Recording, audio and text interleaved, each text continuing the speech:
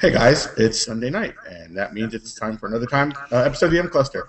I'm your host, Slider, and with me, as usual, is Brandon. Hi, guys. And tonight we have a special treat. We have the lovely Amina Marks with us. Hello. And this week we are discussing the much-awaited film Prometheus, and this was Amina's pick. So, Amina, you get to do the intro. Excellent. Thank you.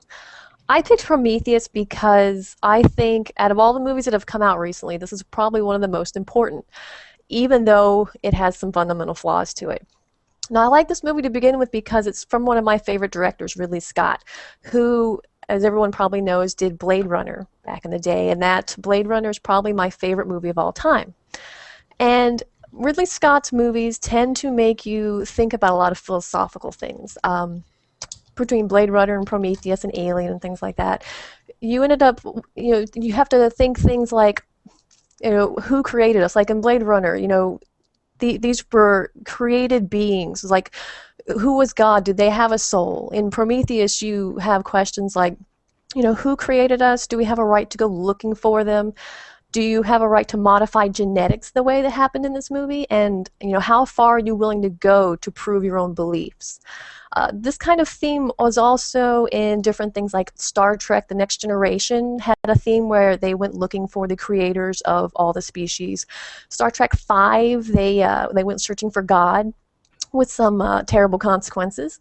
But really, good horror sci-fi is just hard to find these days. Over the past couple decades, you have movies like The Fly, Scanners, The Thing, The Blob, even Event Horizon that did it really well.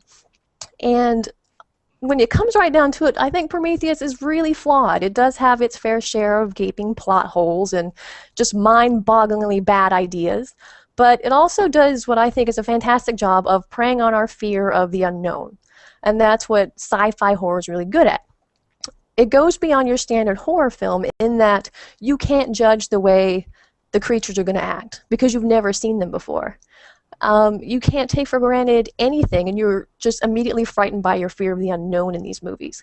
And I think this movie really succeeded at everything I asked for it. It set up a strange new future and appealed to that base revulsion we all have for just completely unnatural things, and it lets our imagination do the rest. So, what did you guys think of it? You want to go, Slider? Or? No, you go ahead, Brandon. All right. I thought it was fantastic because it goes right back to where a lot of it started back with Alien, with these great sci-fi horrors in space. There were some plot holes, and I actually ended up looking into some of them. They want to do a sequel, and they're going to answer some of those in the sequel. So they were left there intentionally. As for how they basically, I guess, created aliens, I have my own arguments about that. I mean, it was shown back in Predator 2 when Danny Glover killed a predator. And he goes onto the ship. There's an alien head on the wall, and I wanted to know if this was the first. This can't be the first time they're creating aliens. If that part of this universe is intact versus in terms of the timeline, there's no way that this could be the initial alien creation. Right. Well, I kind of felt, I guess, similar in a way to you guys, but on a different level because I'm coming to this experience not being a fanboy of the Alien series. They were good movies. I'm not going to say they weren't, particularly 1 and 2. The rest of them just didn't do anything for me, and when they announced Prometheus, I was not as excited as everybody else. It was like, oh, another Alien film. And quite frankly, I think Ridley Scott kind of phoned it in this time. The story premise is wonderful, and I'm glad you brought up. I mean, like Star Trek: The Next Generation did something similar to this, where they went looking, and I think they explored it really well. And they did it over. It was a story arc. It wasn't just one episode. Right. And so I think it was hard to cram such a massive story into a 2-hour film. And it was evident in some of the way they advance the story. For example, when they're talking to the captain, and he says, "Is there some agenda that you're pursuing here?" It's like, well, no shit. It's like you're just like, hey, we're setting her up to be the bad guy. And that's just not my memory of any of Ridley Scott's work. To just blatantly tell the audience certain things about the film. At the same time, though, she wasn't really a bad guy. I mean, she really wasn't. No. In terms of what she did, she really was not a bad guy. I mean, honestly, she's a bitch, but not a bad guy. Well, she has some serious daddy issues. Well, her character mirrors Ripley's in the first movie. Those two movies, the first Alien and Prometheus, mirror each other quite a bit. And it's the same character just about, with the same motivations. It's just with drastically different endings. Right. Yeah, she went just like Grape. But the way they went about doing things, like there was, after they make the discovery, they're back on the ship, and the two main characters are talking, and I really like the way he sums it up. He's like, "Oh, so life isn't all that special at all. Anybody could do it with the right sequence." And then she turns it around and she's like, "Well, I can't create life." Yeah. And that was just really hokey, and it was a moment, A little, all right. I would say a little hokey, but at the same time believable for a woman that can't conceive. I'm not saying it wasn't believable, and it's not a statement on the performance of the characters, or the actors rather, but it was just too formulaic, too laid out. This is not a subtle movie. No, this is more of a beat you in the head with a frying pan kind of movie. Exactly. And on that note, there's a lot of really good things in this movie. The performances were outstanding, in my opinion. The one standout performance I would have to say is David. Well, yeah, Michael Fassbender did good. And it's really funny the way I came to that conclusion, because I walked away from this film thinking, man, that character was really hollow. It was just there was something missing from him. It's like, oh, wait a minute, it's humanity. So I thought that character was deeper than the rest of them, honestly. That character had a lot more going on to it than I think the rest of them were just a little bit shallow compared to him. Oh, yeah, exactly. The subtlety in his obvious emotions that he felt at times, even though he wasn't supposed to have emotions. Well, he has simulated emotions. But in a bad way. Well, I love that character because it makes you wonder how he would have turned out if he had been treated better by the people around him. Because almost everyone on that ship treated him like a thing. And I'm sure that kind of characterized how he turned out. So it's like the nature versus nurture programming thing for kids. It's like, how do you turn out based on how people interact with you? Could he have been a nicer person otherwise? Well, I thought it was interesting because they sort of brought that to the story. Yes, they treated him like a thing, but his character, his position, the way he dealt with things, was not an evolution. He was like that from the start, which would suggest that he'd been treated like that previously, which kind of makes sense. These androids are, I guess, something new in this particular part of the timeline. And he has a bit of a disdain for them. Like when he says, they ask him why he's wearing a suit, the way he answers it is, because you people are more comfortable. He seems to have developed a hatred for humanity, I think, probably based on just what's happened to him. Yeah, I have to agree with you there. And there's also the what I call the Pinocchio timeline. He's like, I want to be a real boy kind of thing, where he's the closest thing to a son that his creator had. I can't remember the character's name right now, but he was also the captain's father. which I actually thought from a film standpoint that was a really good way they did that. Before they even let you know that that's the situation, when he says that line, they turn the camera to Charlize Theron, right? And you can kind of see the look on her face, like, oh, you're such an asshole. Well, if you notice, they also made David look a lot like Charlize Theron's brother. Yes. Those two could be siblings. Yes, I have to agree with you there. I did get a kick out of him watching the movies and trying to style his hair, the same. And to me, that was kind of a way of him seeking acceptance. And I thought the scene where he's riding the bicycle, spinning the spinning the basketball and shooting it into the hoop, at first I thought it was a little hokey, but then I thought it's like, oh, that's him trying to do things that humans do. Mm-hmm. Albeit do that.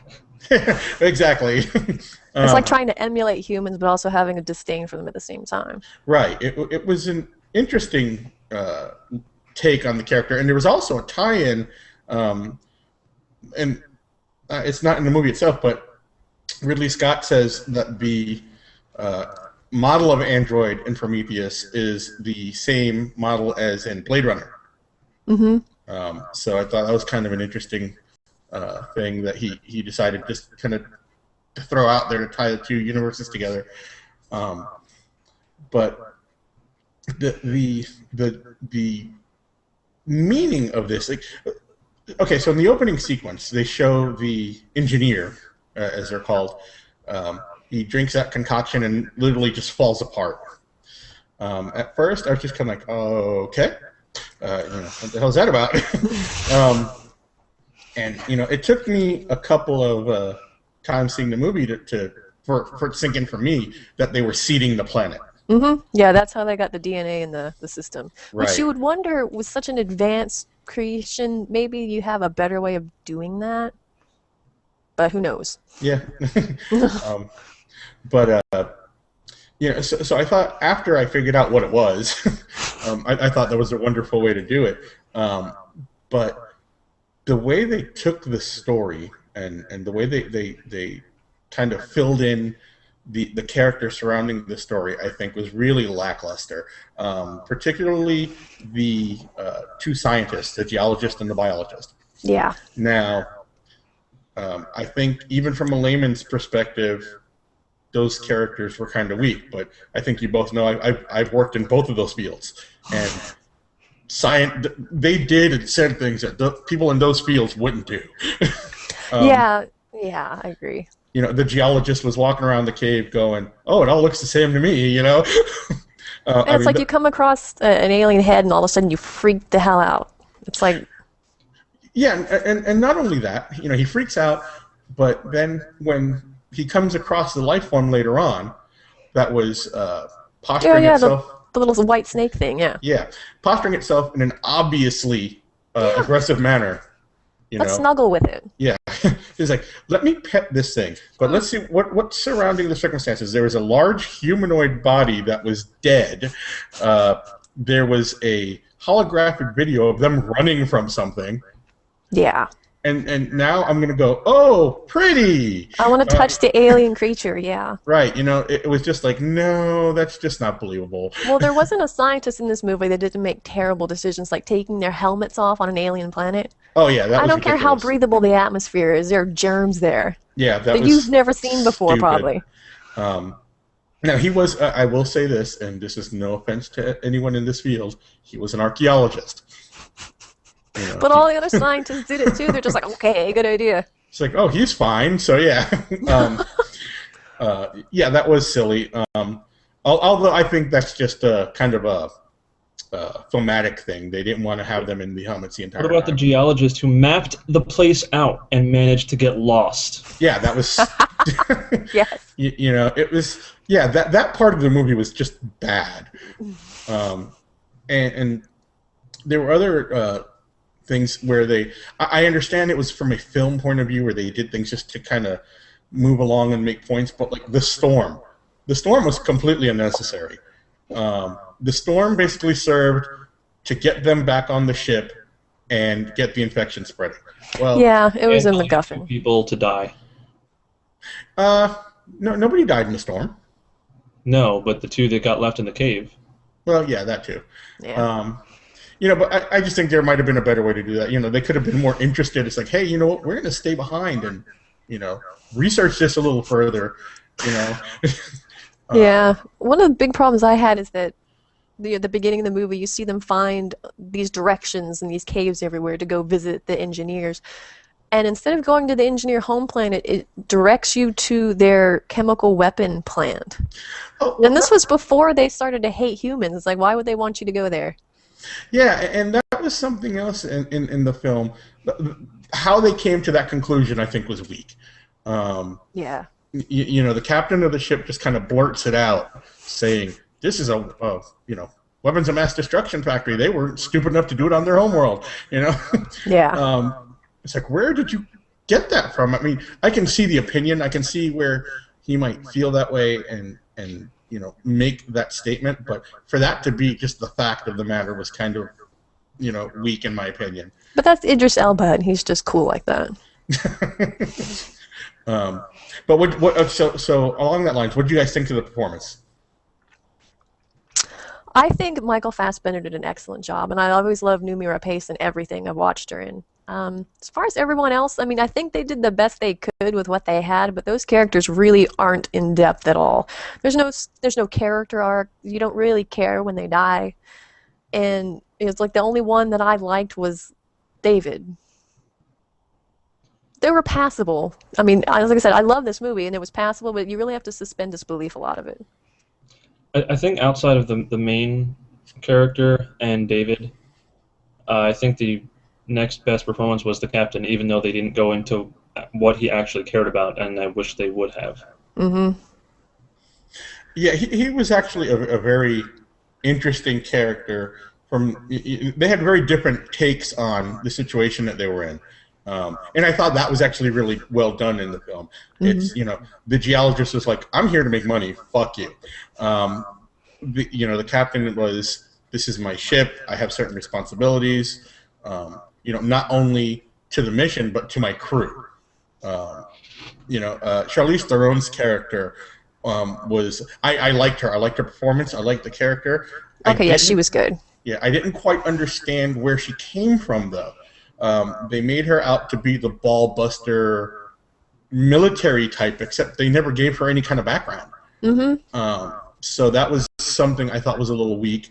The 2 supporting characters, the actual helmsmen, I thought had an interesting relationship with each other. Their most exciting thing was the bet that they had going on whether or not they were going to find life. Yeah. So they kind of reduced it to that. So there was a lot of dynamics between the characters that were really well done. But you're right, they didn't have time to flesh any of these characters out. And I think that's something that kind of hurt the film. I would have liked to have seen this story maybe stretched out between 2 films. Yeah, a little more time to develop the characters would have been nice. Right, and a little more backstory on the discoveries might have been nice too. One of the things I've gone through and looked at several times in the film is when they find all the cave drawings, they have the holograms that they're using to demonstrate it, and then they overlap them, and the actual drawings are from different perspectives, but the patterns are always the same. Yeah. So I thought that was kind of a miss. That was one thing that I kind of, and that's just me being nitpicky, but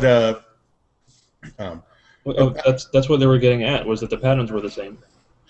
yes, but if you're looking at something from one angle and then a different angle, you're not going to see the same pattern. That pattern changes. Well, you couldn't see those planets anyway. It was just, I think, something that the engineers left for these people. That's what they were getting at, is that there was no possible way they could have seen that pattern, period, because they wouldn't have had the technology. Therefore, they must have been told that pattern. Well, yeah, it was a map, and I get that. I just don't like the way they did it with the pictures. I think the pictures should have been from the same perspective. That's just me. I'm sorry. But I would like to know more about how they came to these conclusions. Like they had the one part where David was watching her dreams, and I think that's interesting. I think it develops the characters, particularly David. I think more so than what was actually happening in the dream, because that's kind of creepy. Yeah. It's like the stalker boyfriend watching you sleep. But it was an interesting way to show her background, but then I think they leaned on that too much because they kept repeating. I think they said it 3 times in the movie. It's what I choose to believe. Yeah. It's like, okay, I get it. Enough. Yeah, it's like we can all choose to believe anything. We didn't, go into space for it. Right, exactly. So there's a lot of things in this film that I think are left that could have been better, could have been better. And it surprises me to see myself saying that in a Ridley Scott film. Because he is, you mentioned Blade Runner. Blade Runner is arguably one of the best films to come out of the 20th century. Mm-hmm. And he's got a very large body of work. Not all of it great, but this I think was one of his.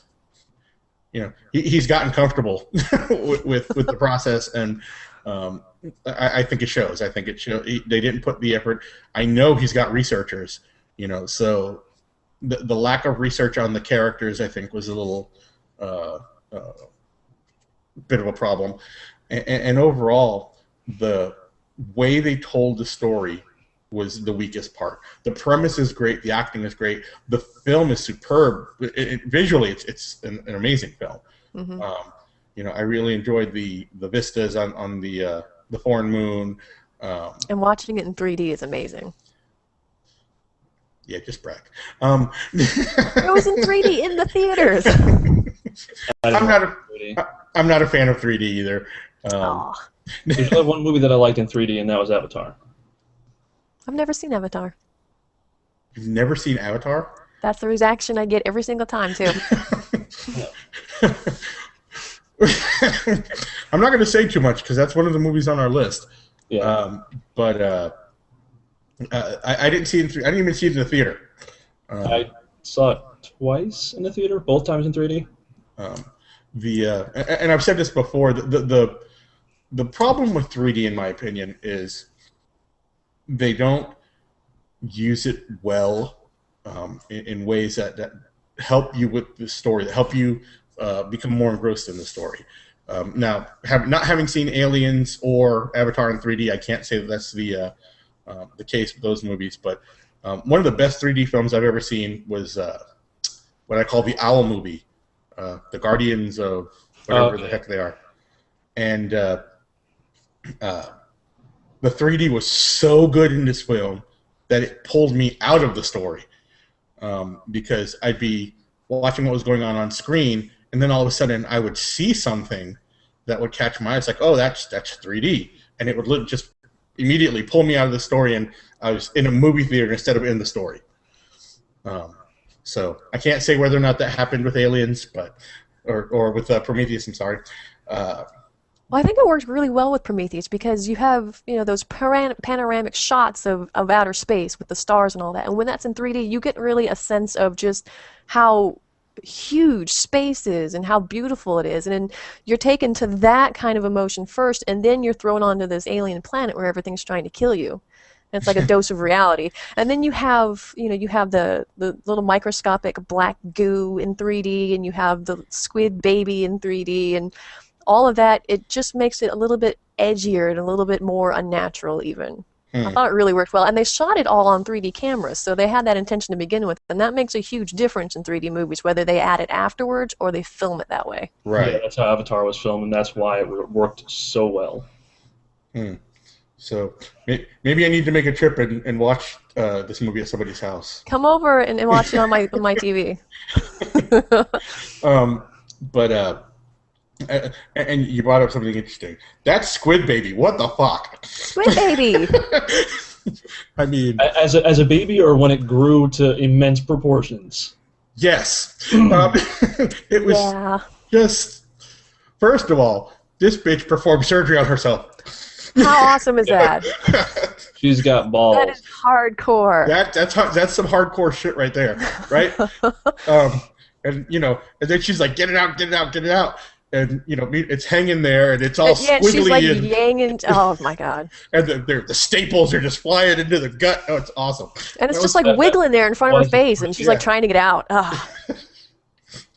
that was a very fun scene. I do enjoy that one. I've actually As a girl, that was just terrifying. Ew. I But she actually took like 3 shots of morphine. And it didn't seem to do any good. Well, you had tried having something try and bursting out of your stomach. And then it like explodes on you, and it's just like bleh. um, Giving birth is nasty. yeah, I've actually taken that scene and rewound it, watched it a couple of times. And it was kind of interesting because it was almost like the Alien tie-in was an afterthought.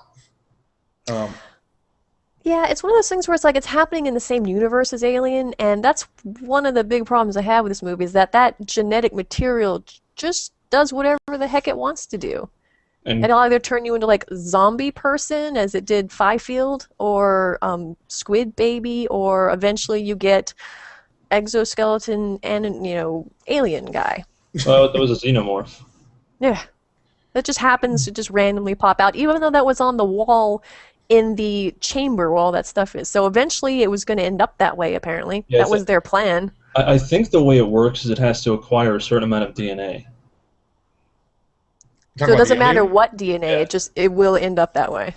Yeah, I think that's the way I was led to believe just through watching the movie a few times now. It just seems that it starts off however, and once it gets enough DNA from whatever it's attaching to, it will turn into that. What I thought was awesome was when it turned from little bitty squid baby into giant like vagina monster, and like sucks up the engineer. It's like how'd that happen? What was it eating in there? That was actually pretty fun too. When the engineer grabs her and I believe she yells "die" and she opens the door. Yeah. And then giant vagina monster. I hadn't thought about it like that, but that's awesome. That's the only reason to watch the movie. But yeah, it just did seem like it was a very. It's almost like the alien part of it was unintentional. It could really be taken as its own movie. It doesn't have to have anything to do with aliens. And it's, Right. yeah. Except for the fact that they show one twice. Yeah, but it doesn't even. You don't have to have watched any of the other Alien movies to understand this one. No. It doesn't really have to that's have throwing anything to there do for with more it. fans, but with a sequel going to happen, and it's still going to follow Shaw going off with David on this other alien ship, finding out wherever these, for lack of a better term, Prometheans came from. It's funny you say Prometheans. I just played Halo 4, and there's characters in there called Prometheans. Like I said, just lack of a better term, because that's the movie's just going to be called Prometheus 2 if I had to guess. But So is That's David what it just says going on to be? IMDb. Yeah, Prometheus 2. Is it just going to be David, just disembodied head? he'll probably tell her how to fix him. I guess. And they probably have some kind of facility or something. That happens to every poor little android in these movies. Well, I think They she's get going to their make heads ripped him. off. She's going to make him a little miniature and have him like a little ventriloquist dummy. And she's going to tour the galaxy. She's going to go off and find them wherever they are now. I mean, I think we may hopefully get to see new creations for aliens. I hope that they chase down the engineer story more so than the alien story. I think the engineer story is very interesting, and I like the way they pursued it. And again, the whole alien aspect of it just almost seems like an afterthought. And you brought up, Brandon, I don't know how they're going to tie this in with the Alien versus Predator universe. I think that might have been a mistake. I mean, it's fun movies. In more than one way. Yeah. Well, the only good thing that can come of it, in terms of the universe, in terms of that whole circle, I guess, of relationships, is a new game, because they had Alien versus Predator, and you could be a human as well. This could throw these guys in, and who knows what they can do with that. Those were good games too. I never played any of them. Oh, it was awesome. As long as you played as the alien, it was good. Queen Alien after 7 kills. Mm-hmm. But anyway, sorry, go ahead. Overall, I think we all have our qualms and likes and dislikes on this film. And you have any closing thoughts? I would say that, even though the majority of what we talked about was the plot holes and things like that to it, it's one of those movies where it's popcorn movie. You just sit back and you don't have to think deep about it. It's better if you don't. And you just think about some of the questions it gives you. You just sit back and enjoy the action, enjoy how creepy things are. You get scared by it in some points. It's a neat idea. It was an ambitious movie, and it's entertaining when it comes right down to it. Very entertaining movie. I completely agree. It's definitely one of the better sci-fi movies that's come out in a good while. I mean, I think the last just great sci-fi movie, when you talk about sci-fi, before this was Avatar. Wow, I can't disagree with both of you more. I'm saying this is a fun movie. I'm saying enjoy it, watch it. I don't often say turn your brain off and just enjoy a film, but this one is better if you do it that way. But I think just coming from a film lover standpoint, I expected more from Ridley Scott. I expected more from the story. It is full of holes. If you can suspend your disbelief enough to get past those points, you're really going to like this film. So on that note, we're going to go ahead and pick our next film for discussion, and we're going to have Dante and the bingo cage of destiny. Yes. I love that cage. Whoa. Well, while he's getting that, what was your last favorite sci-fi movie that's come out recently? Oh, my last favorite sci-fi movie. You're going to hate my answer to that, Brendan. I'm going to have to go with Serenity. That's a while back. Yeah. It was... I love the franchise. I love the film. I love the characters in it. When you're talking about good sci-fi, nothing horrible. I consider really, really good. And I understand I'm biased on this, but it's just how it is. So with this one, we've got B1. You're not gonna be able to see that, but I'm gonna show it to you anyway. Brandon, whose movie do you think it is? Yeah, whose movie is it, Brandon? Dante. What do you say? Dante. He's wrong, and I knew he'd be wrong because he was going to say me. Hey, this is a different kind of movie, and this is mine. Let's see if you can see that. The Wedding Singer. The Wedding Singer. Okay, that is an Adam Sandler film, which I think says something because I don't like Adam Sandler. What are the two movies you like? It's you could do like I did with Aragon and chose it because you friggin' hate the crap out of it. No, I like this movie. Okay. It's one of the few Adam Sandler films I actually like, it's I think part of his later work. His earlier stuff when he was right after Saturday Night Live just didn't do it for me, and I think he's a really good actor. One of my favorite films that I believe I've got it on my list too is Spanglish, which he's not the typical Adam Sandler character in the film, but.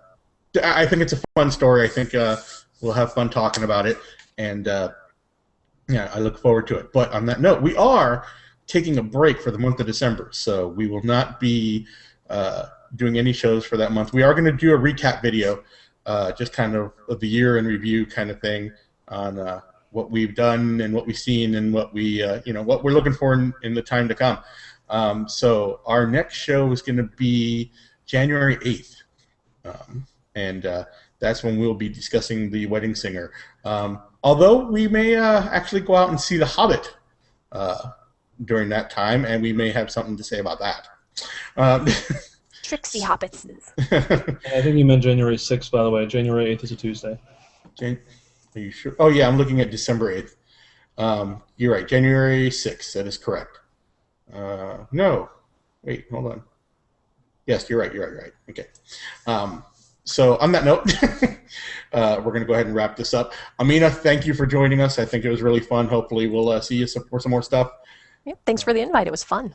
And on behalf of Brandon and Dante and Miss Amina Marks, who, by the way, if you want to see her unique take on her flavor of film, you can check her out. Go ahead and give yourself a plug there. Oh, you can come see some of my other videos at youtube.com/House of Marks. Has some of them on there. I also have a website, aminamarks.com, where I talk about all kinds of stupid little things, including movies. And it's quite entertaining. So if you guys have some time and you want to stop by there, it's a good read. So on that note, I'm going to go ahead and close this out and say that's a wrap. Hey guys, thanks for watching. Don't forget to like, favorite, and subscribe. Or if you want to follow along with our antics when we're not in front of the camera, you can check us out on our social media pages on Facebook, Google+, or Twitter by searching for the M Cluster. Or you can leave comments in the field below. Or you can send us an email or give us a call. Heck, you can even write us a letter. Or you can buy us dinner. Or you could buy us a car. That would be awesome. Or you could send us on vacation. Or get us an Emmy. Ooh, a Tony. If you could get us a Tony, that would